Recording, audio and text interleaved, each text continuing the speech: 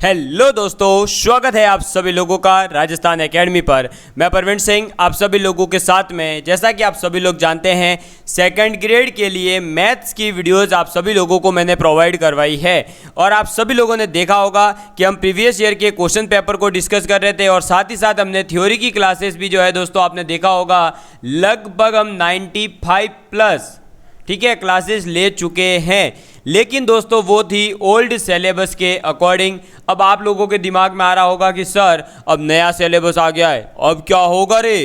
अरे तो बेटा डरने का नहीं, कुछ भी नहीं होगा। आप देखेंगे कि नया सिलेबस जो आपको दिया, न्यू सिलेबस अगर हम देखेंगे तो न्यू सिलेबस में ऐसा कोई हार्ड एंड फास्ट एकदम से चेंज नहीं किया गया है। हम जो है अभी टॉपिक पढ़ रहे हैं 2D, तो हम पहले 2D के ऊपर बात करेंगे, उसके बाद बाकी सिलेबस पे बात करते हैं। तो देखिए अगर हम आते हैं 2D के ऊपर तो ये देखिए दोस्तों आपका 2D वाला टॉपिक ये रहा। ये एक second geometry, area section, surface area, algebra, matrix determinant, centre, ठीक है ये रहा, ये 2 डायमेंशनल। अब देखिए पहले भी हमारे क्या था कि equation of parabola, ellipse, hyperbola पढ़ना है, उनकी foci, directrix, eccentricity, parametric equation, equation of tangent और नॉर्मल पढ़नी है। क्या अभी भी वो का वही सिलेबस में नहीं लिखा है? इक्वेशन ऑफ पैराबोला पढ़ लिया हमने, इलिप्स पूरा कंप्लीट कर लिया, हाइपरबोला हमारा चल रहा है और देयर फोकाई, क्या हमने कल हाइपरबोला की फोकाई के बारे में बात नहीं करी, नाभि के बारे में बात नहीं करी है? क्या डायरेक्ट्रिक्स के बारे में हमने बात नहीं करी है? क्या एक्सेंट्रिसिटी के बारे में बात नहीं करी है? और पैरामेट्रिक इक्वेशन है, टेंजेंट इक्वेशन है, नॉर्मल है, ये तो अभी आगे आने वाला है। ठीक है, इसी के साथ में अगर हम देखें दोस्तों तो देखिए मैंने आप सभी लोगों को सर्कल के बारे में जितनी भी इसकी फॉर्म्स वगैरह सब बताया था, टेंजेंट बताई थी, सर्कल का इंटरसेक्शन बताया था लाइन के साथ में, फिर equation of circle through the point of intersection of 2 circle, 2 circle के इंटरसेक्शन से जो 1-2 पॉइंट बनते हैं उनसे जो सर्कल जाता है उसकी इक्वेशन, और एक सर्कल और एक स्ट्रेट लाइन की इक्वेशन। क्या ये सब चीज़ें मैंने आपको नहीं बताई है? ऑर्थो सेंटर और ये जो आपका है ट्रायंगल वाला एरिया, ये क्या नहीं बताया गया आपको? क्या स्ट्रेट लाइन की वेरियस फॉर्म मैंने आपको अलग अलग नहीं बताई है? स्लोप फॉर्म अलग बताई थी, पॉइंट फॉर्म अलग बताई थी, 2 पॉइंट फॉर्म अलग बताई थी, क्या ये मैंने आपको नहीं बताई है? आपको equation of bisector of angle between 2 lines, 2 line के बीच में जो उनका बाइसेक्टर लाइन होती है उसकी इक्वेशन लिखना नहीं सिखाया था क्या? सब चीज़ें ये मैंने आपको पढ़ाई है। कार्टेशियन कोऑर्डिनेट्स क्या होते हैं ये सब चीज़ बता दी है। डिस्टेंस बिटवीन 2 पॉइंट ये नहीं बताया था क्या? सेक्शन फार्मूला के बारे में आपको जानकारी नहीं दी थी क्या? शिफ्ट ऑफ ओरिजिन नहीं दिया था क्या? तो आप अगर सिलेबस देखेंगे दोस्तों तो पहले जो था लगभग वही सिलेबस है, कुछ एक 2-2 4-4 स्मॉल चीज़ें जो है इसके अंदर ऐड हुई है, तो उनको मैं जो है आप लोगों को पढ़ा दूंगा। ठीक है, जैसे अगर हम बात करें दोस्तों तो हम ऑलरेडी क्या क्या पढ़ चुके हैं, अब उसके ऊपर बात कर लेते हैं हम। तो हम सिलेबस में देखेंगे हम नंबर सिस्टम जो है वो ऑलरेडी कंप्लीट कर चुके हैं। क्या नंबर सिस्टम हमारा कंप्लीट है? बिल्कुल, हम नंबर सिस्टम को कंप्लीट तरीके से पढ़ चुके हैं। अब नंबर सिस्टम के अंदर जो भी नई चीज़ ऐड हुई होगी वो मैं आपको जो है पढ़ा दूंगा। ठीक है, ठीक है, डरना नहीं है आपको बिल्कुल भी। जैसे इक्वल डिवीजन लेमा है ये आपको मैं बता दूंगा, बाकी कुछ ऐसा ज़्यादा हार्ड एंड फास्ट है नहीं।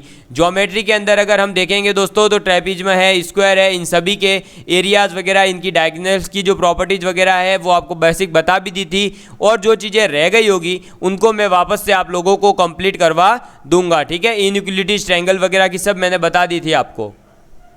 एरियाज आपको बता दिए थे, सरफेस एरिया एंड वॉल्यूम तो पूरा एक ही वीडियो के अंदर पढ़ा दिया था। क्या उसके अंदर आपको मैंने क्यूब के बारे में, क्यूबॉइड के बारे में, स्फीयर के बारे में नहीं पढ़ाया था?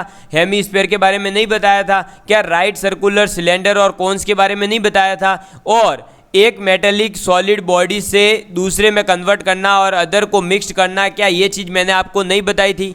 ये चीज़ मैंने आपको पढ़ा रखी है, तो आपको इसमें डरना नहीं है। ऐसे ही आपके एल्जेब्रा के अंदर आते हैं तो डिग्री ऑफ पॉलिनोमियल नहीं पढ़ाया क्या? Constant, linear, quadratic, cubic polynomial, zero of roots, उसके इक्वेशन के कैसे निकालते हैं, रिलेशन क्या होता है, क्या ये नहीं बताया आपको? रिमाइंडर थ्योरम क्या है बता दी थी, फैक्टर थ्योरम क्या है, और आप सभी लोगों को जो है हमारे कॉम्प्लेक्स नंबर के बारे में हमें पढ़ना है, तो कॉम्प्लेक्स नंबर अभी इसमें जो है हम पढ़ लेंगे। ठीक है, फिर आपको मॉड्यूलो वगैरह ये सब कॉम्प्लेक्स नंबर की चीज़ें हैं जो मैं आपको बता दूंगा। उसी के साथ में अगर हम देखें तो देखो AP और GP के बारे में आपको बढ़ा दिया है ऑलरेडी। AM और GM यानी अर्थमेटिक मीन, ज्योमेट्रिक मीन पढ़ा दिया है। फाइनाइट अर्थमेटिक और ज्योमेट्रिक प्रोग्रेशन जो होते हैं, इनफाइनाइट ज्योमेट्रिक प्रोग्रेशन जो होते हैं वो भी बता दिया था। अर्थमेटिको ज्योमेट्रिको प्रोग्रेशन, ये भी मैंने आपको बता दिया है।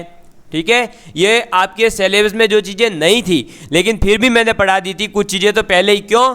क्योंकि दोस्तों वो ऐसी चीज़ें थी जो आपके सिलेबस में स्पष्ट मेंशन नहीं थी, लेकिन अब क्या हुआ है, स्पष्ट मेंशन हो गई है, तो उसमें क्या फ़र्क पड़ा भाई। ठीक है, डरना नहीं है आपको। तो इसके अंदर हम जो चीज़ें पढ़ चुके हैं वो हमें पढ़ने की ज़रूरत नहीं है, नहीं पढ़ी है वो पढ़ लेंगे। ठीक है, परमुटेशन, कॉम्बिनेशन, बाइनोमियल वगैरह ये जो चीज़ें हमारी रही है उनको हम पढ़ लेंगे। मैट्रिक्स डिटर्मिनेंट हमें पढ़ना ही था वैसे भी, तो अब नए सिलेबस के अकॉर्डिंग पढ़ेंगे। सेट, रिलेशन एंड फंक्शन के अंदर जो है हम ये कोडोमेन क्या होती है और ऑर्डर्ड पेयर क्या होते हैं, रिलेशन क्या होता है, ऑपरेशन क्या होते हैं, उसके ऊपर जो भी अलग अलग पॉसिबल है वो सब बता दिए थे। यूनियन क्या है, इंटरसेक्शन क्या है, ग्रेटेस्ट इंटीजर फंक्शन क्या होता है, आपका फ्रैक्शनल पार्ट क्या होता है, एक्सपोनेंशियल फंक्शन क्या होता है, 1 to 1 कैसे होते हैं, ऑन टू कैसे होते हैं, इनटू ऑन टू कैसे होते हैं, बाइजेक्शन, सरजेक्शन, ये सब चीज़ें पढ़ा दी थी। ट्रिग्नोमेट्री के अंदर अगर हम बात करते हैं दोस्तों तो पॉजिटिव नेगेटिव एंगल बता दिए थे, ये सब चीज़ें इसमें पढ़ा रखी है। इसमें से कुछ चीज़ भी जो है आपके ऐड या जो है सब्सट्रैक्ट नहीं हुई है।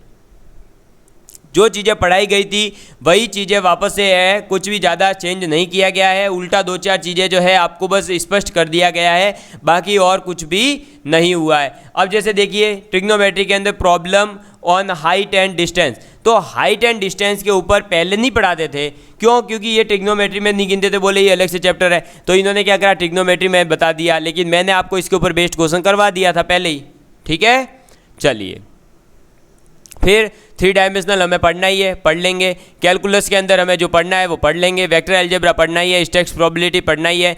और अगर देखते हैं एब्स्ट्रैक्ट अलजेब्रा जो हम पढ़ चुके हैं, ग्रुप थ्योरी का टॉपिक, तो देखो ग्रुप की डेफिनेशन, जनरल प्रॉपर्टीज, ऑर्डर क्या होता है, साइक्लिक क्या होते हैं, कैलेज थ्योरम क्या है, सब ग्रुप क्या है, कॉसेट क्या है, लेग्रांजे थ्योरम क्या है, product of theorem, subgroup, ये conjugate element, conjugate complex, centre of group, simple group, centre of group, normaliser of an element complex, normal subgroup, quotient group, group homomorphism, isomorphism, ये सब चीज़ें मैं आपको already बता चुका हूँ।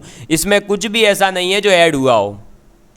ठीक है, ये 2-4 चीज़ें, जैसे एक तो आपका ये normaliser of an element and complex ये रहा है, तो ये मैं आपको बता दूंगा। ठीक, फिर देखो रियल एनालिसिस है, कॉम्प्लेक्स एनालिसिस है, कैलकुलस है, आपकी पूरी डिफरेंशियल इक्वेशन है, वेक्टर प्रॉब्लम है, और एनालिटिकल ज्योमेट्री है। तो एनालिटिकल ज्योमेट्री के अंदर देखो स्फीयर के बारे में बोला है, कॉन के बारे में बोला है और सिलेंडर के बारे में बोला है। तीनों के बारे में हम पूरी डिटेल में पढ़ लेंगे, कोई दिक्कत नहीं है। ठीक है, पोल क्या है, पोलर क्या है, इंटरसेक्शन कैसे निकालते हैं, सब चीज़ें पढ़ लेंगे। लीनियर प्रोग्रामिंग वगैरह, न्यूमेरिकल एनालिसिस ये है। ठीक है, फिर टीचिंग मेथड वगैरह तो वो के वही है, कोई दिक्कत है नहीं। पैटर्न वही है, 300 नंबर ही रहेंगे, 150 क्वेश्चन ही है। ठीक है, तो ज़्यादा अगर हम सिलेबस के अंदर देख रहे हैं दोस्तों तो कोई ऐसा चेंज नहीं हुआ है। ये तो बात समझ में आ गई आपको। तो अब दोस्तों हमें नए सिलेबस के अकॉर्डिंग प्रिपरेशन कैसे करनी है, तो सबसे पहले आपको क्या ध्यान रखना है कि जो आपका न्यू सिलेबस है आप उसकी प्रिंट ले लें अब। ठीक है, ये जो न्यू सिलेबस आ चुका है इसकी आप प्रिंट निकलवा लें। प्रिंट निकलवाने के बाद में आपके पास में जो ओल्ड सिलेबस है उसको इसके अंदर टिक कर दें। क्या कर दें? टिक कर दें कि भाई आपके पहले ओल्ड सिलेबस में क्या था, अब न्यू में क्या ऐड हुआ। जो जो है ऑलरेडी उसको आप अंडरलाइन कर लेना। जो अंडरलाइन से बचे उस टॉपिक को आप जैसे प्रिंट निकलवा रहे तो 1 साइडेड निकालेंगे, तो जो ब्लैंक पेज होगा उस ब्लैंक पेज के ऊपर जो न्यू टॉपिक ऐड हुए, न्यू सिलेबस नहीं कह रहा, जो नया टॉपिक, हर टॉपिक के अंदर एक एक चीज़, एक आधी चीज़ ऐड हुई होगी या एक आधी चीज़ सब्सट्रैक्ट हुई है, तो वो जो सब्सट्रैक्ट हुई है, जो ऐड हुई है, वो आप खुद मेहनत करिए, उसको आप लिख लीजिए। फिर क्या करिए कि ओल्ड सिलेबस तो कंप्लीट है ही है हमारा, हम ऑलरेडी पढ़ते हुए आ ही रहे। जो न्यू आपका आया है वो मैं जब पढ़ाते जाऊँ तो उसको आप इसमें ऐड करते जाना, टॉपिक वाइज 2-2 पेज अंदर। ठीक है, समझ में आ गई बात? क्लियर है? चलिए अब दोस्तों आपको तीसरी चीज़ क्या करनी है, बुकों में कोई चेंज नहीं करना है, बुक वे की वे रखनी है। नए सिलेबस के अकॉर्डिंग फालतू की बुकें आपको डराया जाएगा कि हमने नए सिलेबस के अकॉर्डिंग बुक लाई है। अरे भाई, नया सिलेबस हो चाहे पुराना सिलेबस हो, क्वाड्रेटिक इक्वेशन वही रहेगी, ट्रिग्नोमेट्री के फॉर्मूले वही रहेंगे। नए सिलेबस में क्या अलग से बोला है क्या कोई फॉर्मूला है? बताओ मुझे ज़रा। तो आप बुकों के भटकाव में नहीं आएंगे, समझ गए? और आप सभी लोगों को ग्रेजुएशन के लिए भी डरने की ज़रूरत नहीं है। मैं आपको जो ग्रेजुएशन लेवल का कंटेंट देने वाला हूं वो यूपीएससी के लेवल का होगा, मतलब आपका पूरा दबा के कंटेंट होगा। आपको कहीं भी किसी भी प्रकार से डरने की ज़रूरत नहीं पड़ेगी। मतलब आपको ये नहीं होगा कि भाई हमने जो है क्या पढ़ा है क्या नहीं पढ़ा है। समझ में आ गई बात? तो डरना नहीं है, आपको केवल क्या करना है, अपनी पढ़ाई पे पूरा फोकस करना है। जो पढ़ाया जा रहा है उसे अच्छे से पढ़िए। अभी तक YouTube के ऊपर और YouTube के इतिहास में आप जाकर के देख लेना, टॉपिक वाइज टॉपिक किसी भी चैनल के ऊपर किसी ने भी नहीं पढ़ाया होगा। और मुझे याद है दोस्तों, कल हमारी जो क्लास हुई है वो 97 वीडियो तक की हो चुकी है। 97 वीडियोज़ किसके? 97 videos only and only maths की थ्योरी के। और बेसिक थ्योरी ऐसी शानदार है, आप सभी लोग देखेंगे तो आपको पता चल जाएगा कि वीडियो हमने जो है कितना बेस्ट आप लोगों के लिए फ्री में कंटेंट दिया है। और ये 97 तो थ्योरी के है, साथ ही साथ अगर हम देखें दोस्तों तो मॉडल पेपर भी मैंने आप लोगों को सेकंड ग्रेड के लिए प्रोवाइड करवाए हैं। और सेकंड ग्रेड के मॉडल पेपर की बात की जाए तो 18 वीडियो, जिसके अंदर हम क्या कर रहे हैं, PYQ प्रीवियस ईयर के जो क्वेश्चन पे है उनको सॉल्व कर रहे हैं। साथ ही साथ मैं इसी में आपको SR सैनी जी की जो बुक है उसमें से भी क्वेश्चन ऐड कर रहा हूं। मतलब जब मैं ऊपर लिख देता हूं कि क्वेश्चन आपका मॉडल पेपर है तो आप समझ जाइए कि क्वेश्चन सर ने जो है कहीं से ढूंढ के निकाले हैं। जैसे UP PGT में आए हुए, TGT में आए हुए, आपके दिल्ली वाले में आए हुए, जो अलग अलग एग्जाम होते हैं हमारे अलग अलग स्टेट में, वहाँ के क्वेश्चन भी। क्योंकि मैंने जब प्रीवियस ईयर के क्वेश्चन पेपर का एनालिसिस किया तो देखा दोस्तों कि कई चीज़ें जो है आप लोगों के क्या हुआ है, रिपीट हुई है। क्या हुआ है? रिपीट हुई है। मतलब वो चीज़ें जो है आपको वापस पूछी गई है जो पहले किसी अदर राज्य के अंदर एग्जाम में आ चुकी है। तो आप लोगों के लिए मैं वो भी क्वेश्चंस लेकर के आ रहा हूं ताकि आप लोगों का सिलेक्शन निश्चित रूप से ही हो जाए। तो आपको बस केवल क्या करना है, पूरी वीडियोस देखनी है और कुछ भी नहीं करना है। किसी कोर्स की ज़रूरत नहीं पड़ेगी। आप चाहे तो इसका प्रमाण हम आपको देंगे, जब आपका एग्जाम हो जाएगा तब आपके सामने प्रूफ रखेंगे, तब आप खुद सोचेंगे कि हमने अगर ये गलतियाँ नहीं करी होती तो आज सर के पढ़ाए हुए कंटेंट में से हम सिलेक्शन ले लेते हैं। तो प्लीज़ उस कंटेंट को आप देखिए, तब आपको पता चलेगा कि किस लेवल का कंटेंट दिया जा रहा है। आपको किसी बुक की, किसी प्रकार की प्रैक्टिस वगैरह की कहीं कोई ज़रूरत नहीं पड़ेगी। सिर्फ आपको तो क्या करना है, वीडियो से नोट्स बनाने हैं और उन नोट्स को रिवाइज करना है बस।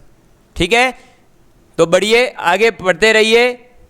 तो दोस्तों अगर आपने केवल और केवल वीडियोस से नोट्स बना लिए हैं, आपका काम हो जाएगा। ठीक है, अब दोस्तों देखिए आगे की बात करते हैं कि सर हमारे से जो है इतना लॉन्ग टाइम दिया गया है। आपका एग्ज़ाम लगभग उन्होंने जैसा कि बोला है नोटिफिकेशन में कि दिसंबर तक आपका एग्ज़ाम होने वाला है, यानी 6 मंथ है।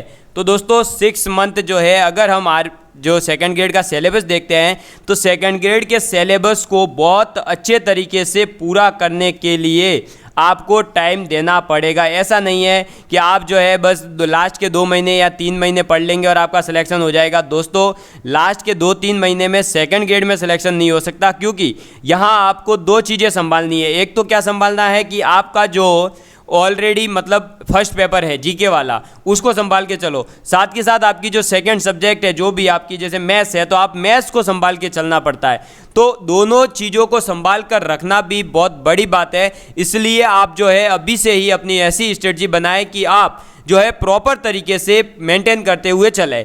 मैं आप लोगों के लिए एक स्ट्रेटजिक पूरा वीडियो लेकर के आऊँ, आप कहे तो, कि जो टाइम टेबल के अकॉर्डिंग हो, कि आपको किस टाइम पे कौन सी सब्जेक्ट कैसे कैसे कंप्लीट करनी चाहिए, और 6 मंथ का जो आपके पास टाइम है उस 6 मंथ के टाइम को कैसे आप यूटिलाइज कर सकते हैं। ठीक है, तो ये था आपका एक न्यू सिलेबस जो मैंने आपको बता दिया है। और न्यू सिलेबस के अंदर आपके जो है टेंशन लेने की जरूरत नहीं है। मैं आपको वैसे ही जैसे आपका ओल्ड सिलेबस के अकॉर्डिंग फ्री सिलेबस पूरा यूट्यूब पे करवा रहा था, वैसे ही मैं आपको पूरा कंप्लीट सिलेबस फ्री में ही करवाऊंगा। आपको डरने की जरूरत नहीं है। बस आप लोगों को क्या करने हैं, ज़्यादा से ज़्यादा लोगों तक वीडियोस को पहुंचाना है। धन्यवाद, love you all of you, take care, bye bye.